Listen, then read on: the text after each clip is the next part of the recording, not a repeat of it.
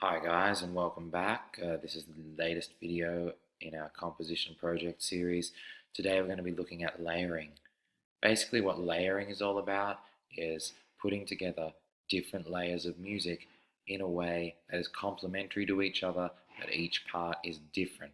Now, the main way we're going to explore this today is by using different rhythms. If you look up here, you'll see our goal today is to create 5 different layers using different note types and broken chords. So the different note types when we're talking about there are our semibreves, midims, crotchets, quavers, and I'm going to introduce you to a concept called broken chords.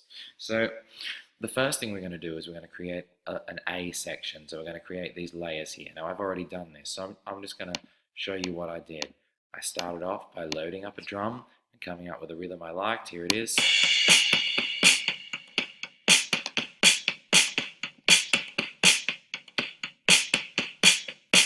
And that repeats.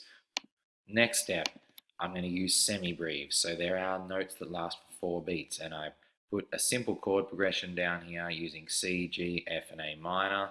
Here it is. So holding each note for 4 for the first 3 chords and the last 2 chords for 2 each. Here it is.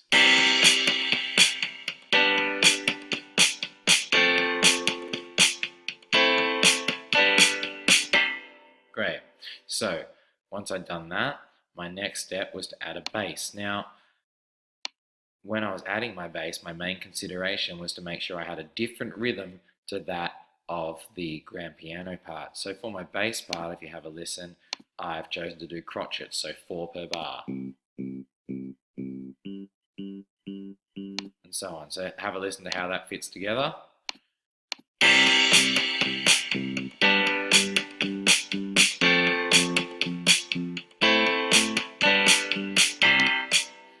Okay, next I've got my guitar part.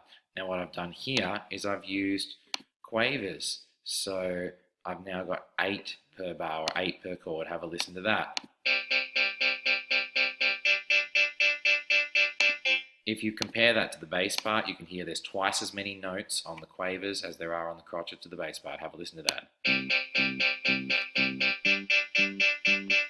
Which makes sense because if we look over here, we can fit 4 crotchets in a bar because they're worth 1 beat, but quavers are only worth half a beat, so we can fit 8 of them into a bar. So we've got those 4 layers happening. Have a listen to them.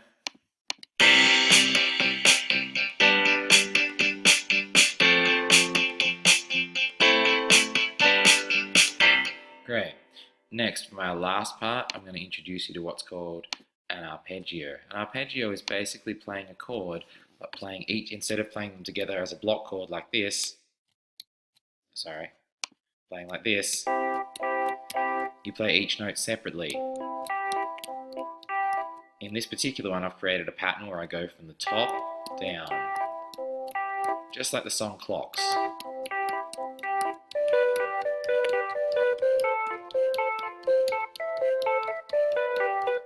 And that's how I've created this little pattern. So it's just based around whatever chords you're using. You still play the same notes in the chord, you just play each note separately. So have a listen to how that part sounds.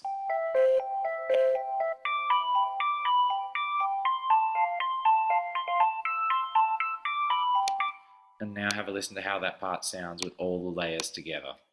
Here we go.